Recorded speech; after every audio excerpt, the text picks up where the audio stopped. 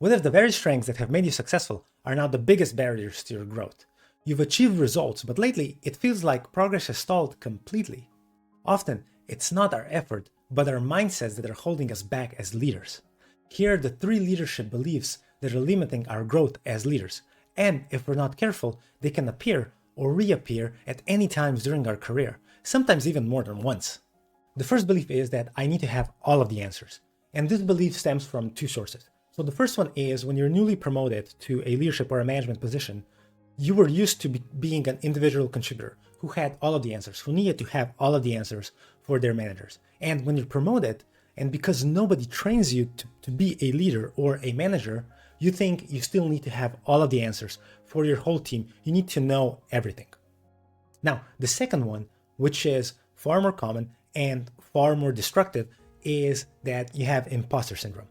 Imposter syndrome is going to be present throughout your career as a leader and manager. I have it as well. So you're going to have to get used to it. But what imposter syndrome does is that it brings to us the belief that we're not valuable enough. We're not providing value. We think that somebody else should be in our position and we don't feel comfortable. And as a result, we tend to overcompensate because of that. Has this actually ever happened to you? That you just think that you're there where you're not supposed to be and you feel like a total fraud.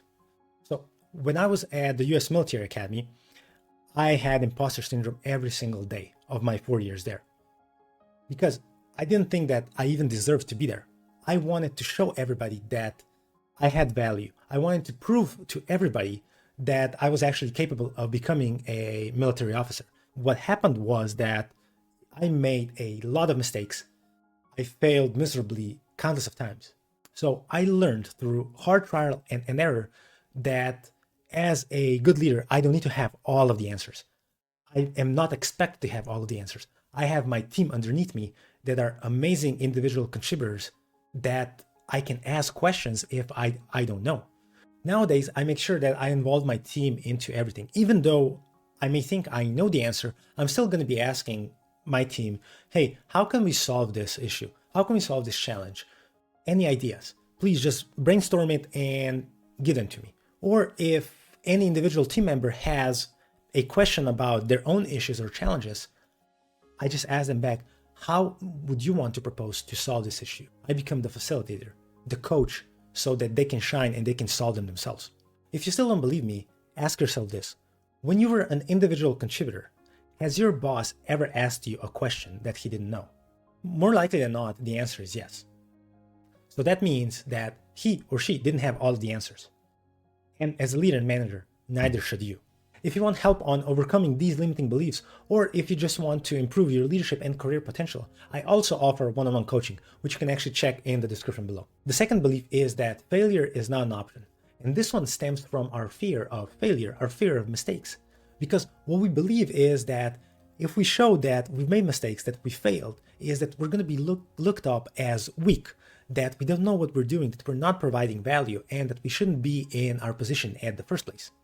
And as a result, what we do is we're not trying to be bold enough. We're not pushing for innovation. We're not pushing for bold projects that we know they may fail, but we're just okay with where we are. And as a result, we're actually stagnating. And our team is stagnating as well. And one of the things that also happens when we fear failure is that we're also going to be preventing our team from failing.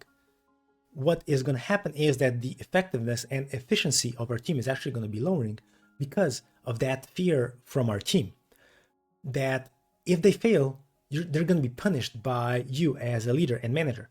And as a result, what they're going to do is they're going to be spending more time actually double checking their work and even triple checking their work and making sure that they have a fall guy for if they fail something. As leaders and managers, we need to acknowledge that failures and mistakes are going to happen. They're part of our regular work. What we need to do here are the following 2 things. We need to recognize that failure and mistakes happen to us and to everybody else around us. The second thing that we need to do when mistakes and failures happen is that we need to acknowledge them, we need to analyze them, and we need to learn from them so that the same ones are not going to happen again. And we need to do this process over and over again. If you want to dive deeper about the subject of failure, I've made a video that explains the 5-step process on how to actually overcome failure in this video around here. The third belief is that I need to be involved in everything because they can't do it without me. And the way we explain this to ourselves as leaders is that we're making sure that our team is giving quality products, quality results, and that all of the KPIs are going to be met. While the real reason is that we're afraid that our team is going to fail, that we're going to fail, and that we're not going to be providing value anymore if our team doesn't need us. Because if our team doesn't need us, why are we even their manager and leader at the first place, pretty much? And what this actually causes is that as a leader and manager, you can burn out really fast because you want to be involved in every minute detail, in every decision. And the decision-making process that you've pretty much done with this is that there's just too many decisions to make. You're not delegating. And as a result of you also burning out, your team is going to be just disengaged. They won't want to do anything else except for what you tell them because they're going to feel dissatisfied. They're subject matter experts, but you're not allowing them to become one, and you're not allowing them to shine. One of the easiest ways to do this is to start delegating. Delegate tasks that you know your team can do, and then just take a step back and be there for them if they have any questions, any doubts, any comments or concerns, and help them. Help them in the way of coaching, mentoring, giving them guidance, asking them additional questions, and guiding them through the process on how they can achieve those results and success. The team is going to have a bigger autonomy. They're going to be more happy in their position, and they're actually going to be achieving better results because you're letting them breathe. You're letting them have their space. So when I was head of country operations, I almost walked into this limiting belief. I built the team from the ground up, and everything was working great and everything was fine.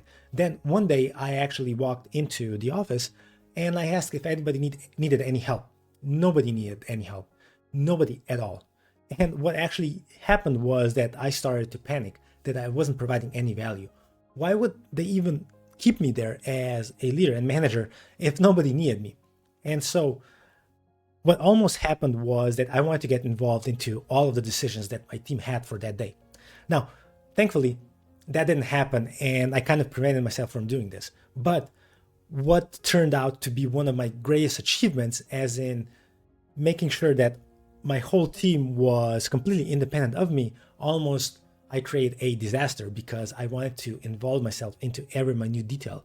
I've actually recorded a more detailed video about what was going on with me at that time and why I almost made that one of the biggest mistakes in my life over here. I'm curious, which of these beliefs have you had or are you having at the moment, and how are you tackling them? I'd love to hear your stories in the comments below, because only through acknowledging and talking about these beliefs and our struggles can we actually achieve a breakthrough and overcome these limiting beliefs. And one of the best ways that we can do this is to build a community of like-minded people who are willing to help each other.